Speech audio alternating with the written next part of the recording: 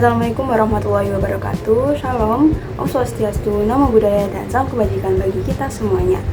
Perkenalkan, saya Kirana Artistia Purwanti dari Prodi Pariwisata dengan NPM 23045010018. Pada kesempatan kali ini, saya akan mempresentasikan terkait dengan review salah satu artikel ilmiah internasional yang telah saya teliti dengan judul Analisis Kelayakan Ekowisata Hutan Kemasyarakatan di Desa Tumpak, Kecamatan Pujut, Kabupaten Lombok Tengah. Nah, seperti yang telah saya jelaskan, artikel internasional ini berjudul Feasibility Analysis of Community Forest Ecotourism Potential in Tumpak Village, Pujut District, Central Lombok Regency, dengan penulis yaitu Henry Swaksono, Lalu Sukardi, dan Islamul Hadi. Nah, jurnal internasional ini berasal dari Jurnal Biologi Tropis, volume 24 nomor 3 tahun 2024. Dan berikut ini merupakan DOI dari jurnal internasional tersebut. Adapun tujuan dari penelitian ini yaitu yang pertama, untuk menganalisis tingkat kelayakan pengembangan hutan kemasyarakatan Desa Tumpak sebagai destinasi ekowisata, dan yang kedua merupakan menentukan prioritas aspek yang perlu diperkuat untuk peningkatan kualitas destinasi. Penelitian ini dilakukan di kawasan hutan kemasyarakatan Desa Tumpak, Kecamatan Pujut, Kabupaten Lombok Tengah dengan keterangan RTK 13 dan juga memiliki luas sekitar 96 hektar. Dengan latar belakang yaitu pengembangan Mandalika sebagai kawasan ekonomi khusus untuk mendorong kebutuhan destinasi satelit alternatif. Dan adapun potensi utama dari diadakan penelitian ini yaitu Bukit Bonga, panorama Gunung Rinjani dan Gunung Agung, hutan yang terjaga, 6 sumber mata air, hingga area trekking dan juga berkemah. Selanjutnya kita masuk pada bab metode penelitian.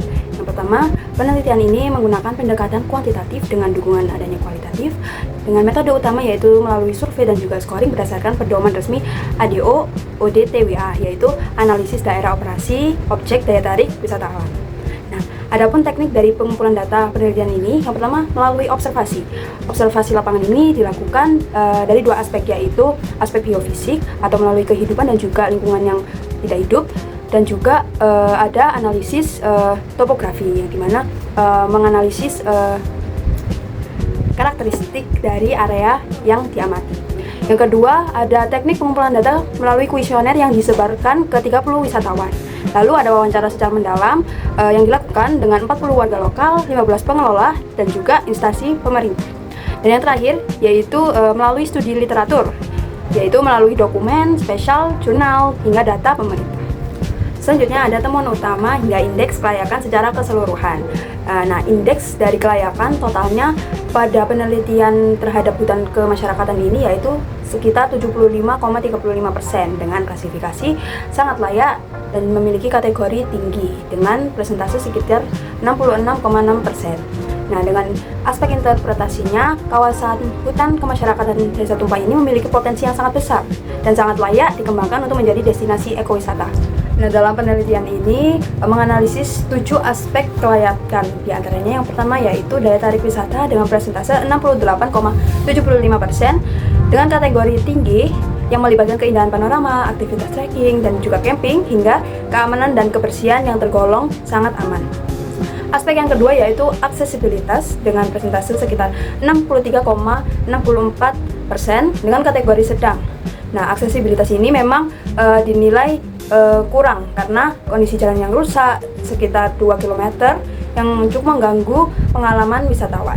Dan juga aspek yang ketiga yaitu aspek kondisi lingkungan sekitar dengan presentasi sangat tinggi yaitu sekitar 100% karena lingkungan sangat mendukung karena aman, bebas dari pencemaran, hingga ekosistem yang sangat terjaga. Selanjutnya ada aspek yang nomor 4 yaitu pengelolaan dan pelayanan, memiliki presentase sekitar 58,33% dengan kategori sedang. Adanya keterbatasan sumber daya manusia, kemampuan bahasa asing, SOP pelayanan, dan juga sistem monitoring. Aspek yang kelima yaitu akomodasi dengan presentasi sangat tinggi yaitu 100% karena tersedia sangat melimpah hotel dan juga homestay di sekitar kawasan ekonomi khusus Mandalika. Aspek yang keenam yaitu sarana dan prasarana atau sarpras penunjang sekitar 100% dengan kategori sangat tinggi yang meliputi parkir, MCK, listrik, sinyal, hingga warung yang sudah banyak tersebar. Nah, aspek yang terakhir yaitu aspek 7 yang sangat penting, yaitu ketersediaan air bersih. Ketersediaan air bersih pada kawasan ini itu sudah sangat didukung sehingga persentase sekitar 100% dan juga sangat tinggi karena terdapat 6 titik mata air yang bersih dengan debit yang stabil dan juga akses yang mudah. Nah, dari ketujuh aspek kelayakan ini dapat disimpulkan bahwa 4 aspek ini sangat kuat. Di antaranya seperti yang saya sudah sebutkan tadi, yaitu lingkungan, akomodasi, sarana prasarana, hingga ketersediaan air bersih. Nah, 2 aspek ini memang perlu ditingkatkan kembali seperti aksesibilitas hingga pengelolaan. Dan yang terakhir yaitu 1 aspek yang cukup baik di daya tarik, sehingga melalui analisis aspek-aspek kelayakan ini dapat membuat pengelola juga untuk memperbaiki aspek-aspek yang mendukung untuk daya tarik tersebut. Selanjutnya, adapun kontribusi pada studi kelayakan, yaitu yang pertama memberikan kerangka analisis standar nasional yang telah saya sampaikan tadi sesuai dengan ADO, OD, TWA untuk destinasi yang berbasis hutan. Yang kedua, menyoroti pentingnya keseimbangan antara konservasi dan juga pariwisata. Dan adapun analisis SWOT, yaitu yang pertama memiliki strength atau kekuatan, yaitu panorama yang indah, lingkungan bersih, fasilitas yang memadai, dan weakness atau kelemahannya terdapat pada aksesibilitas yang cukup buruk dan juga manajemen yang masih belum matang. Adapun aspek O atau opportunities, yaitu dekat dari Mandalika yang membuat tren ekowisata ini mudah meningkat. Dan yang terakhir yaitu threats atau ancaman. Nah, ancaman di sini memang sangat terancam untuk over capacity dan juga adanya kerusakan lingkungan hingga berkelanjutan apabila tidak dikelola dengan baik.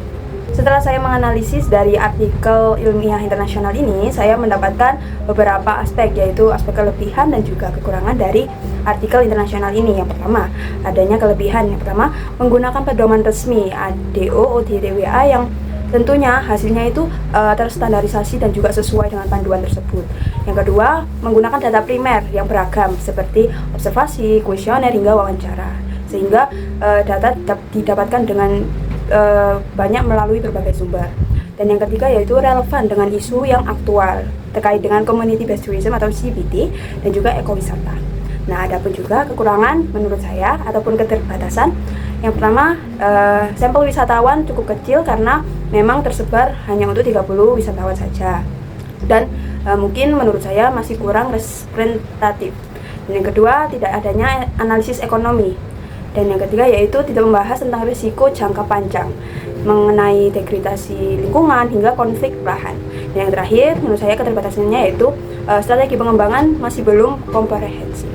Pembelajaran yang bisa didapat untuk destinasi-destinasi yang ada di Indonesia dapat dikembangkan lagi, yaitu yang pertama potensi besar sebagai destinasi satelit Mandalika. Yang kedua, perlu adanya perbaikan infrastruktur, jalan, dan juga peningkatan kapasitas sumber daya manusia pengelola.